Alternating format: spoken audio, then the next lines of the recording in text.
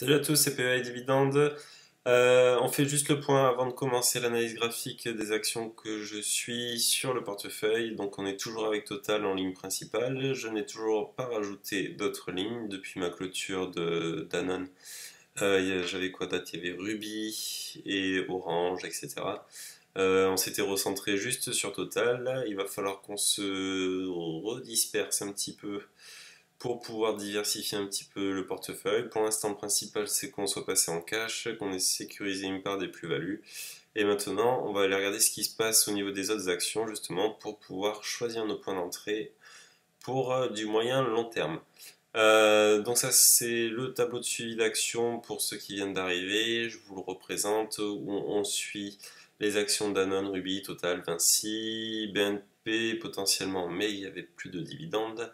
On a aussi éventuellement Airbus, on a surtout Air Liquide, on a aussi Sanofi, potentiellement Bouygues, potentiellement Thales, on a Pharmagest qui est un petit peu trop cher actuellement à mon goût, donc je mets entre parenthèses, et Schneider Electric également. Pour les dividendes, donc on est toujours sur cette partie-là, donc toujours que du total forcément, qui est réparti sur du trimestriel avec un dividende estimé à 1336 euros à l'année sur un investissement de 14 000. Donc on est sur un taux de 9,19%. Allez, on passe tout de suite à la plateforme que vous connaissez déjà pour qu'on puisse faire l'analyse graphique des actions ici en suivi. Alors nous voici sur la plateforme de CFD, donc ouais, vous êtes souvent nombreux à me le demander en commentaire. La plateforme c'est CMC Market pour ceux qui veulent y aller, il faut s'inscrire forcément, il faut ouvrir un compte là-bas pour que vous puissiez y accéder. Donc désolé si à chaque fois je vous réponds pas et que je vous dis pas le nom de la plateforme. Donc là, on retrouve ici Air Liquide, BNP, Danone, Ruby, Sanofi, Total et Vinci que je suis de près. Et on va commencer avec Air Liquide. Alors Air Liquide, on est en vue hebdomadaire. Donc en vue hebdo, hop, on peut voir que depuis BD 2016, on a des cours ascendants. On a forcément eu le crack ici. On s'est repris largement ici, on est limite en excès, on a retapé ici le niveau des 145 euros et on est en train de consolider depuis plusieurs semaines, donc depuis début novembre. Le premier niveau qu'il va falloir surveiller, donc là on a notre première zone de résistance, pardon, juste ici, on en a une seconde ici en zone de support qui était sur le niveau des 125 euros. Et entre les deux, on a cette fameuse ligne de tendance ici, donc qui est à surveiller à ce niveau-là. Donc on a les cours qui sont en train de descendre. Si jamais on descend au niveau des 132, 160 euros, il va falloir regarder, commencer à regarder un petit peu la réaction des cours sur cette oblique montante. Donc ce qui peut se passer, c'est que les cours peuvent reprendre ici leur souffle, sauf que la pente me paraît un petit peu raide, mais toujours possible, où on aurait une reprise des cours ici et ça reprendrait vers le nord au niveau des 145 euros. Si ce n'est pas le cas, si les cours ne remontent pas, il faudra s'attendre effectivement dans un premier temps à venir chercher la zone des 124 euros. Il y a toujours possibilité d'avoir un pullback. En tout cas, si on franchit ici cette oblique, ça peut être assez violent au niveau de la descente. Donc à surveiller de près les prochaines semaines sur Air Liquide sur ce niveau-là. Pour ma part, avant de vous donner le point d'entrée, on va quand même regarder les outils qu'on regarde d'habitude. Donc concernant les moyennes mobiles, on voit que sur une semaine, il n'y a pas grand-chose à en tirer. On est au-dessus de la M50 surtout, on est aussi au-dessus de la M200, donc on est toujours sur une tendance haussière positive. On a une M7 et une M20 qui sont en train de s'entrelacer, qui ne nous donnent pas de grandes indications pour l'instant. Sur les bandes de Bollinger, par contre, on peut peut-être avoir un indice supplémentaire. On est en dessous de la M20. Ça fait plusieurs fois qu'on est capé en dessous. On a une bolle supérieure qui est descendante, une bolle inférieure qui est également descendante, une tendance faiblement baissière qui est en train de s'installer. Donc une simple consolidation qui dure quand même depuis pas mal de temps. Voilà, les bandes sont en train de se resserrer petit à petit. On aura sûrement une zone de support ici pour les acheteurs sur le niveau des 129 euros, donc qui sera à surveiller. On va regarder maintenant l'Ishimoku qui ne devrait pas nous apporter grand chose parce qu'on est sur un nuage qui est montant. On est au-dessus du nuage pour la Shiku, pour la Tenkan et la Kijun. Si on a hop, voilà, et on est supporté effectivement par notre Kijun là, ici, au niveau des cours. Donc là, on est sur l'hebdomadaire. Hein. Pour du moyen long terme, on va rester sur l'hebdo. Pour l'instant, on va pas trop aller dans le détail sur du journalier. Donc voilà, cette zone-là est à surveiller. Si ça casse, il faudra éventuellement envisager de rentrer ici, peut-être pour moi, une petite ligne ici, mais vraiment légère. Et je regardais ce qui se passe ici dans le nuage. Sinon, l'objectif d'achat sera un retour ici sur les 100 euros pour commencer à construire une vraie ligne sur Air Liquide.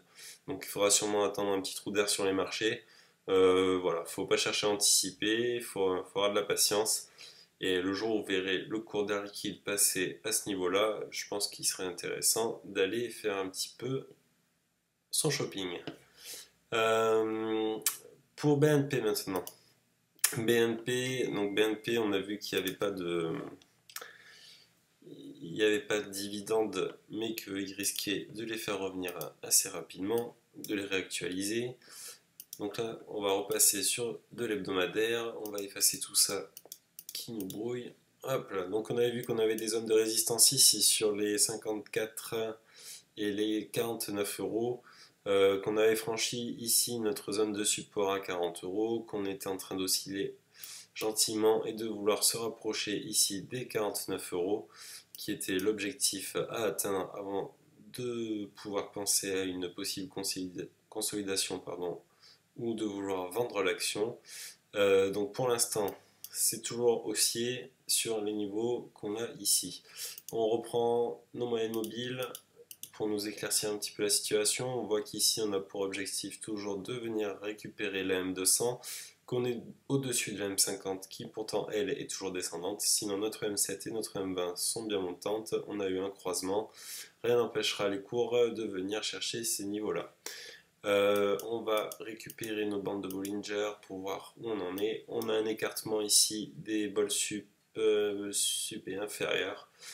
Donc tendance haussière, on est toujours au-dessus de la M7, il n'y a pas de signal de baisse, on est toujours haussier, donc faire attention si vous rentrez à l'achat, à choisir de bons niveaux et un objectif toujours pareil, de venir chercher ici les 49 euros. Donc pour l'instant, on va juste reprendre l'Ishimoku pour vérifier. Donc l'Ishimoku, on est effectivement bien au-dessus du nuage.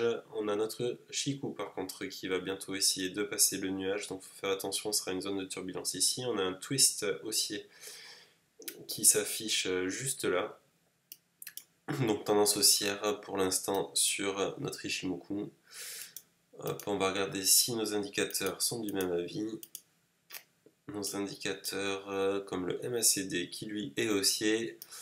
Notre stochastique qui est toujours dans sa zone de surachat avec croisement à la hausse de son signal. Et on va avoir ici le RSI qui flirte juste avec sa zone de surachat mais qui reste positif au-dessus des 50%. Donc tout est au vert pour l'instant pour BNP Paribas. Donc pour moi, pour le portefeuille, ça va pas être intéressant de viser un achat rapide sur BNP. Si je cherche à acheter, ça sera dans cette zone-là, dans cette zone inférieure. Faudra voir comment on passe cette zone ici de support, comment on passe les 38 euros. C'est une zone ici qui avait été travaillée pendant toute l'année 2019, qui avait jamais cassé. Ça a juste cassé ici pendant la crise du coronavirus. On l'avait testé plusieurs fois. Et on est repassé au-dessus. Donc là voilà, si jamais ça casse en dessous, je pense qu'il faudra vérifier ici pour rentrer à l'achat. Ça me semble mal barré, donc peut-être rentrer petit à petit ici sur ces niveaux-là. Enfin, il faudra voir en fonction des fondamentaux dans les mois prochains. Pour l'instant, compliqué d'entrer sur BNP, donc c'est pas forcément intéressant. Voilà, on va passer à Danone. Danone, allez, on fait place nette.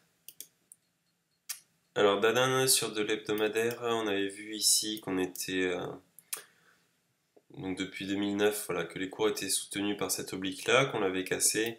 Et donc on rentrait dans un canal ici inférieur, donc on avait pour objectif de venir chercher cette zone ici sur les 46 euros.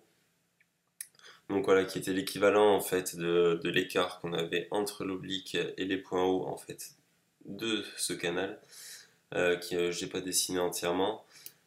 Alors on l'a fait, on est venu chercher ici ces 46 euros, on a rebondi et entre temps on a dessiné donc de nouvelles zones de support et de résistance. Donc notre zone de support ici pour l'instant elle est entre les 46-47, notre zone de résistance se situe sur les 56 et 55 euros environ. Donc on est venu ici une fois, deux fois, trois fois toucher la résistance et on est en train pour l'instant de repartir vers le bas. Donc si ça se confirme, s'il y a vraiment consolidation, l'objectif sera de revenir chercher ici le bas du nouveau canal avec notre nouvelle zone de support ici. Donc si à court terme on vient chercher cette zone, je reprendrai un petit peu de Danone, parcimonie, gentiment, mais je commencerai à reconstruire une ligne Danone ici à peu près sur ces niveaux-là, sur du 46 euros.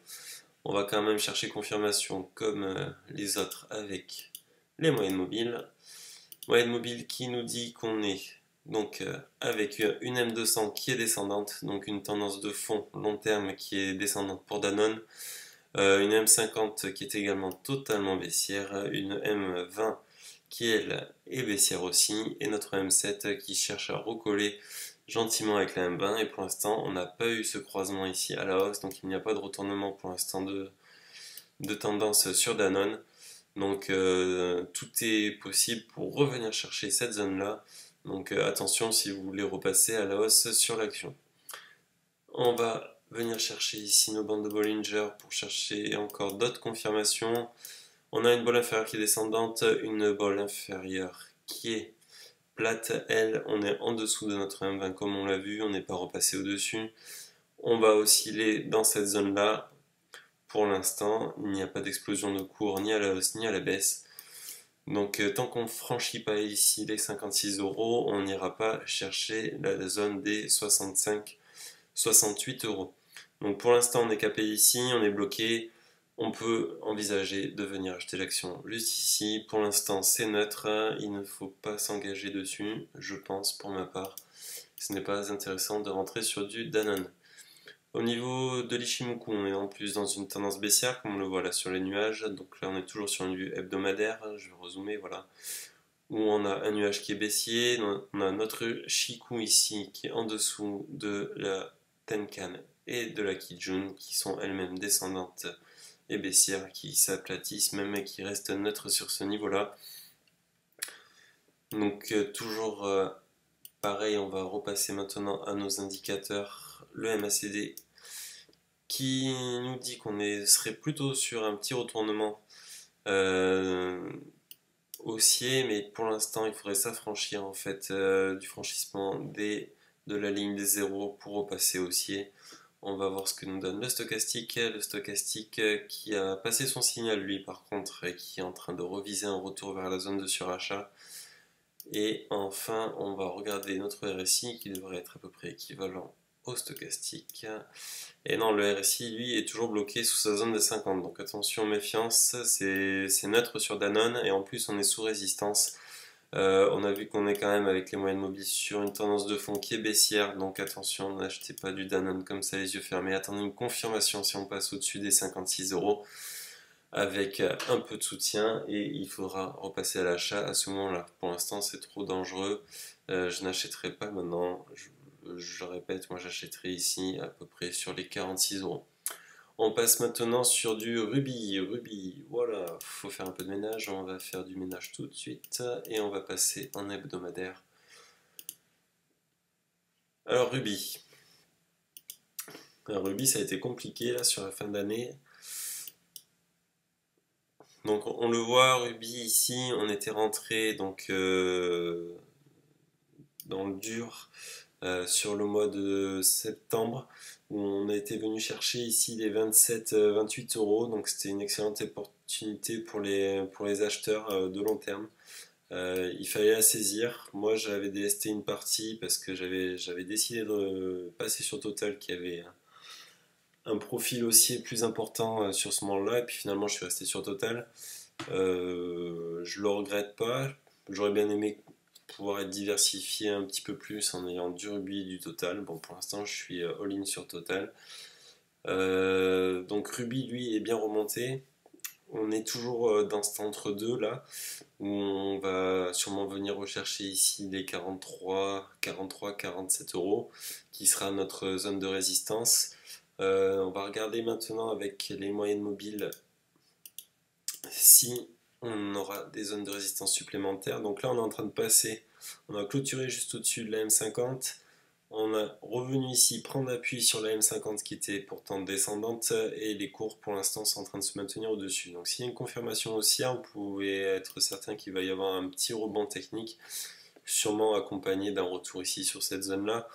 Si ça s'affaiblit et qu'on passe de suite en dessous, qu'on fait une belle petite mèche, attention, ce sera un signal de vente parce qu'on sera juste venu récupérer ici notre M50 qui était descendante et on sera reparti pour venir chercher des niveaux inférieurs. Donc qui seront à compléter par autre chose, par exemple des retracements, etc. pour venir chercher des zones de soutien.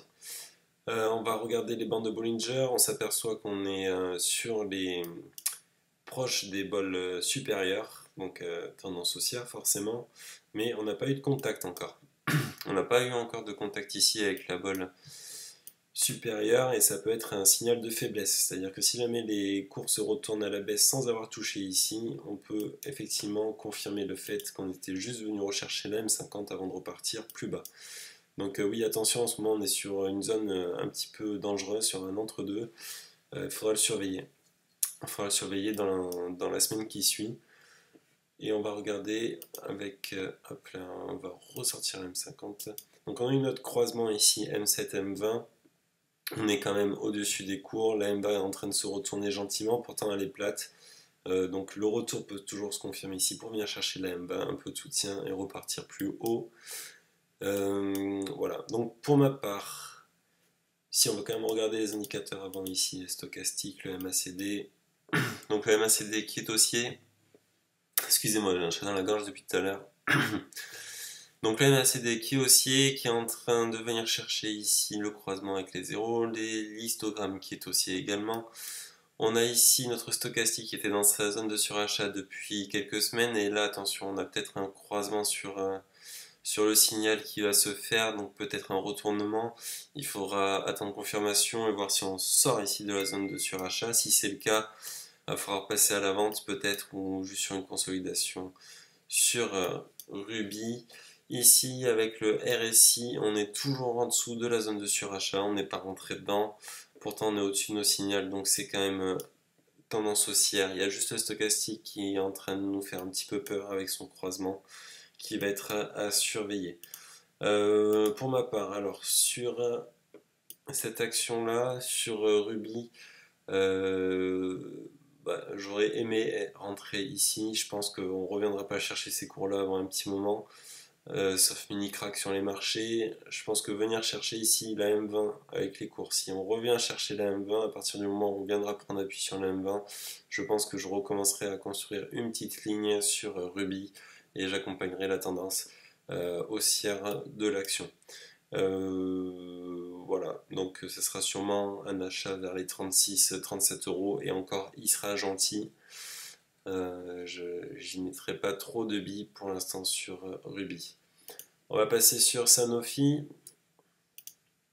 Sanofi, on va faire un peu le ménage également. On va enlever tout ça. Alors Sanofi aussi, c'est intéressant de suivre l'action. On était sur des plus hauts là, 95 euros. Hop, je vous grossis un petit peu tout pour qu'on y voie mieux. Donc on a été sur des plus hauts à 96 euros quasiment. Depuis, on est en consolidation. On va réenlever ça.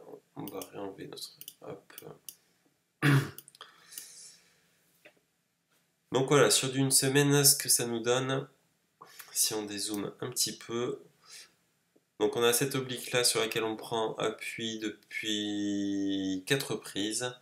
On n'est pas venu ici chercher le haut du canal qui était quand même à 110 euros, qui est quand même très éloigné, avec des objectifs qui sont quand même ambitieux, pardon. On a ici une zone de résistance qui se situe, alors elle est large, elle est entre 100 et 92 euros. Et depuis qu'on a quitté cette zone de résistance, l'objectif est de revenir chercher ici cette zone de support qui est sur les 62-67 euros. Donc là on est sur des supports hebdo, voire même mensuels. Je me demande si je les ai pas tracés sur du mensuel ceux-là. Ouais, on est sur des gros supports quand même mensuels qu'on peut retrouver là, hop, en hebdo ici, où on a eu des points. Donc l'objectif est de venir chercher cette zone-là, si vous l'avez vu dans les précédentes vidéos, et de venir chercher ici les 71 euros dans cet intervalle de temps ici. Pour l'instant, on a une zone de support qui pour l'instant a fonctionné, où on est venu chercher là, les 76, on est en train de repartir à la hausse. La prochaine résistance se trouvera ici sur les 86-87. On va regarder avec les bandes de Bollinger et les moyennes mobiles. Donc on a la M7 qui est descendante, on vient juste de repasser au-dessus une nouvelle fois. On risque de retrouver des vendeurs ici sur la M20. Notre M50 qui est juste ici fera office de résistance également et va rejoindre ici notre zone de résistance sur les 85 euros. Donc pour l'instant, rien n'empêche les cours de remonter jusqu'ici. À mon avis, une fois qu'on viendra sur ces niveaux-là, pareil, il faudra s'extraire de cette résistance pour venir chercher la nouvelle. Et dans ce cas, vous pourrez être haussier. Pour l'instant, ça me paraît un peu compliqué. À tout moment, on peut revenir là. Donc à surveiller sur le niveau des 86 euros ce qui se passe. Sinon, on peut repasser baissier en mettant un stop ici et en visant un retour sur les 71 euros qui reste quand même pour moi un objectif de moyen terme. Et sur les 71 euros, je commencerai à reconstruire une ligne également sur Sanofi. On va regarder ce que nous dit l'Ishimoku. L'Ishimoku nous dit qu'on est en dessous du nuage, qu'on a notre Tenkan ici qui passe aussi en dessous du nuage. On a l'Ashiku qui est en dessous également. Notre Tenkan, hop, Kijun, pardon, qui est en train de re-rentrer dans le nuage. Donc pour l'instant, on est vraiment dans une zone de neutralité, mais plutôt favorable au baissier. On voit bien que le nuage est plat. Donc là, on est vraiment dans une période d'incertitude pour Sanofi. Donc voilà, à tout moment, on peut se retrouver sur du 86, à tout moment, on peut se retrouver sur du 71. C'est à surveiller sur cette fourchette-là. On passe aux indicateurs RSI, MACD et stochastique. On a un RSI qui est toujours en zone inférieure au signal des 50, donc toujours en tendance baissière. On a notre stochastique qui se retourne à la hausse, mais toujours dans sa zone inférieure également, en dessous des 50%, donc toujours un stochastique qui est très faible. Et un MACD qui est toujours lui négatif, avec des histogrammes négatifs en dessous de son signal. Donc la tendance de fond reste baissière sur les indicateurs. Et on avait vu avec les moyennes mobiles également, si je ne me trompe pas, qu'on était en tendance baissière sur le M50, oui, et la M200, elle nous dit quoi la M200? Non, la M200, elle est neutre. On est justement en train de se battre là en ce moment sur la M200. Donc ouais, petite neutralité en ce moment sur Sanofi. On est en train de se battre sur des niveaux pour savoir si on va aller chercher le bas de l'oblique avant de potentiellement remonter. Si cette oblique casse des 71 euros, on aura plusieurs zones ici de soutien, effectivement, mais là, franchement, c'est du 40, du 55 euros. Là, c'est vraiment en cas de crise et les prochaines zones de soutien seront ici. Donc, c'est difficilement envisageable sur Sanofi, quoique on ne sait jamais ce qui peut se passer. Sincèrement, le plus probable, déjà, c'est venez construire une zone ici sur du long terme à 71 euros. Je pense que c'est un bon point. Ce qui ne les empêchera pas de venir renforcer ici. Allez, on passe à Total. Donc Total, on est sur du journalier là, on va passer sur de l'hebdomadaire. On est déjà en place nette et pour ceux qui ont suivi les dernières vidéos, ça va pas être compliqué de comprendre qu'on est toujours dans notre résistance, qu'on est en train de lutter. On avait fait semblant de la quitter ici et on l'a pas fait. On est en train de remonter gentiment ici vers les derniers plus hauts, notamment les derniers plus hauts du mois de juin, du mois de novembre. Et on va surveiller de près ce qui se passe ici sur les 38,50 €. Si jamais il y a une attaque baissière sur ces niveaux-là, il faudra envisager de revenir chercher des niveaux précédents. Et on avait vu sur du journalier, si je ne me trompe pas, qu'on avait ici un gap sur les 35 euros. 35 € ici, voilà, hop. On va essayer de dessiner ça là. Voilà, dans un premier temps, ici, on a un gap à venir reboucher sur les 35,50, 35,70. C'est depuis le 5 janvier, voilà. Un gap du 5 janvier qui s'est produit. Donc soit en fait on stagne ici et on ouvrira directement sous ce gap et on aura un gap, un petit gap d'essoufflement, voire un gros gap d'essoufflement, ou soit on viendra juste chercher ce niveau pour prendre appui pour continuer de remonter. Pour l'instant je vois mal les cours s'extraire de cette zone là tant qu'on n'aura pas bouché ce gap là. Ceci étant dit, je vous avais dit la même chose pour un autre gap sur les 33 € qui était ici, que j'ai effacé d'ailleurs.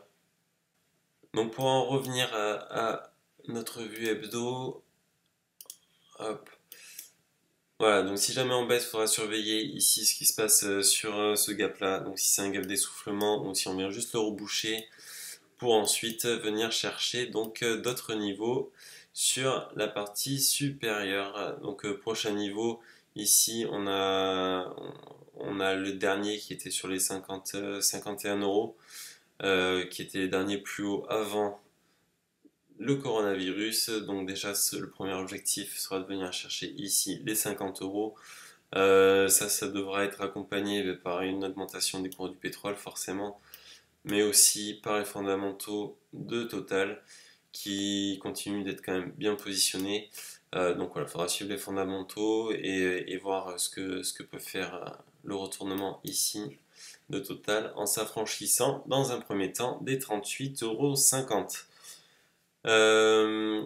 On va quand même regarder les bandes de Bollinger où on voit qu'on a une bolle sup qui est montante, une bolle inférieure qui est descendante, donc la tendance est clairement haussière. On se maintient largement au-dessus de la M20. On va regarder ce que nous donne la M7. Donc on était passé dessous, on avait même clôturé dessous au moins une semaine, et là la semaine dernière on a reclôturé au-dessus et on est reparti de l'avant, toujours au-dessus de cette fameuse M7. Donc on n'est toujours pas venu chercher notre M20 pour l'instant. Donc là la tendance est clairement haussière sur Total. On va regarder notre M50, notre M200 et notre M20. Donc on est toujours au-dessus de la M50 qui est montante, notre M20 qui est en train de venir chercher ici notre M50, et on peut avoir pour premier objectif haussier de venir récupérer ici les 44,60 € qui risque de caper un petit peu les cours pendant quelques temps si jamais on les rejoint et qu'il y a une explosion ici haussière. Alors pour ma part, étant donné que je suis en position sur Total, j'ai relâché la couverture. On est pourtant dans une zone ici de résistance où à tout moment les vendeurs peuvent tirer à vue, donc un petit peu dangereuse pour moi. Je suis en train de miser sur une cassure de cette résistance là, et si jamais ça se produit, eh ben j'attendrai qu'on vienne chercher ici les 44, peut-être un petit peu plus bas, les 44 €, et je reprendrai une couverture sur ces niveaux-là, parce que je pense qu'on va y aller quand même étape par étape. Pour l'instant, Total est à 37,66 €. Voilà, donc ce sera surveillé dans la prochaine semaine, voir si on arrive enfin à percer cette résistance-là. Qu'à l'inverse, eh bien, je reprendrai une couverture pour revenir chercher ici la M20. On va passer sur... ah ben je vous ai pas fait les indicateurs du coup. Les indicateurs, je vous les ferai dans l'analyse graphique journalière. On passe à Vinci. Alors Vinci, on a plusieurs zones ici de support. On en a une résistance qui est pas mal et qu'on travaille depuis quelques temps, depuis début novembre. Donc en zoomant, on est en train de travailler ici la zone des 85-90 €. On a essayé de s'en extraire par le haut ici fin novembre, on n'a pas réussi, on est repassé en dessous. Et on est en train de la réattaquer à deux reprises, et là on est en train de s'enfoncer dedans. Au niveau des moyennes mobiles, hop, pardon, on va passer sur, hop, voilà, sur de l'hebdo, on voit mieux. Pour le moyen terme, alors, Donc vous voyez, on a des moyennes mobiles qui sont en train de s'entrelacer, pareil, on n'a pas vraiment de tendance, on va garder hop, notre M50 et notre M200, donc notre M200 on est toujours au-dessus depuis plusieurs semaines, pourtant il y a un mois on a failli repasser en dessous.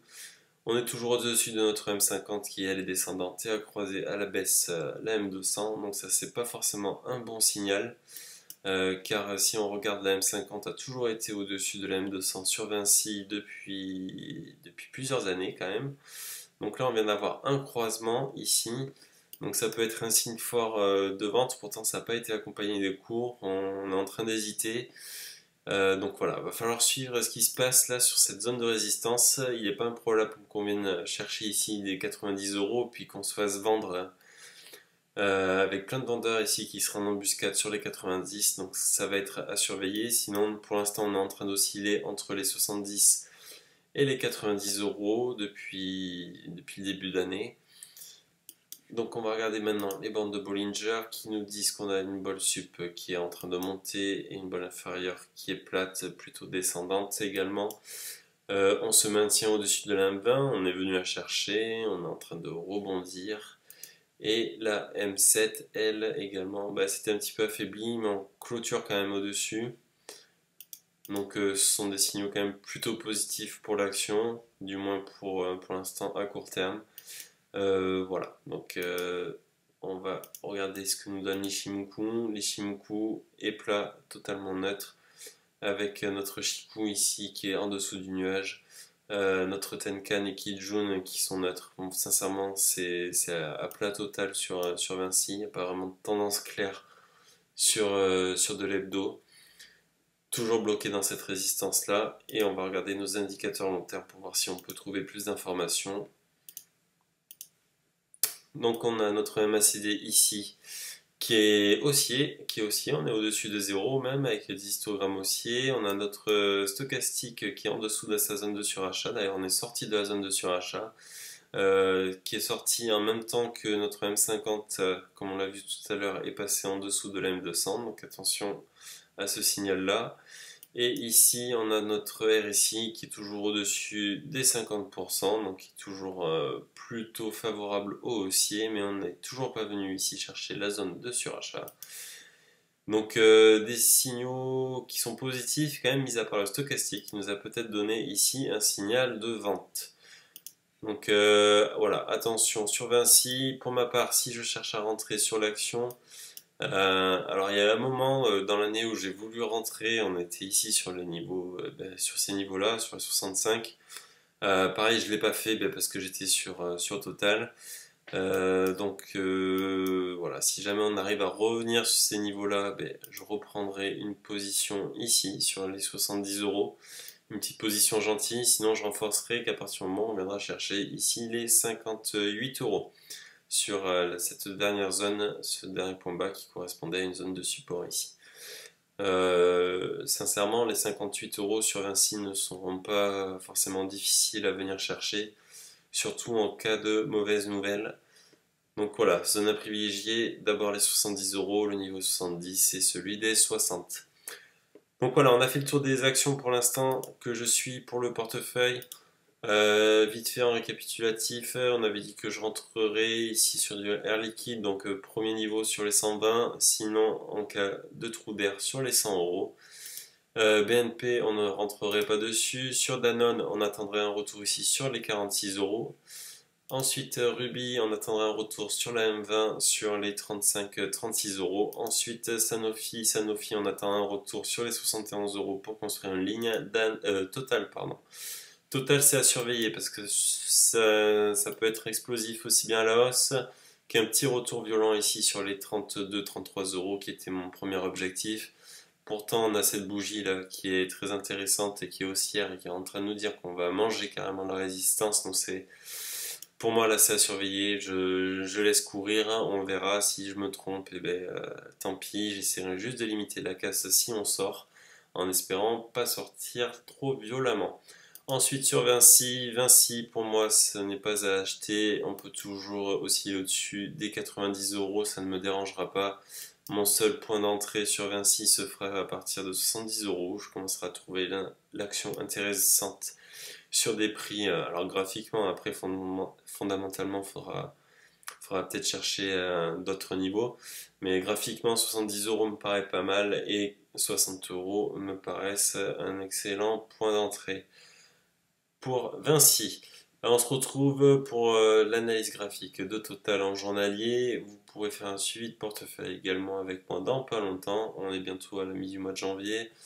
J'ai pourtant pas fait grand chose d'exceptionnel là pour l'instant sur le portefeuille. Je pense qu'il y aura du mouvement au mois de février, notamment après l'élection de Joe Biden et de son annonce sur le plan de relance. Je pense que les marchés risquent de voir le verre à moitié vide maintenant.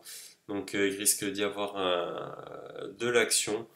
Ce sera surveillé et notamment donc de l'action pour le portefeuille en espérant qu'on puisse atteindre les points d'entrée que je viens d'expliquer pour l'instant sur mon suivi d'action. Je vous dis à bientôt. Merci de m'avoir suivi. Je vous remercie d'être toujours de plus en plus nombreux aussi à me suivre sur la chaîne. Ça fait plaisir. N'hésitez pas à liker, à partager, à commenter la vidéo, à me dire ce que vous pensez aussi des points d'entrée, où c'est que vous comptez rentrer sur les actions, ce que vous suivez aussi comme autre action. Et je vous dis à bientôt. Merci de m'avoir suivi. À plus tard.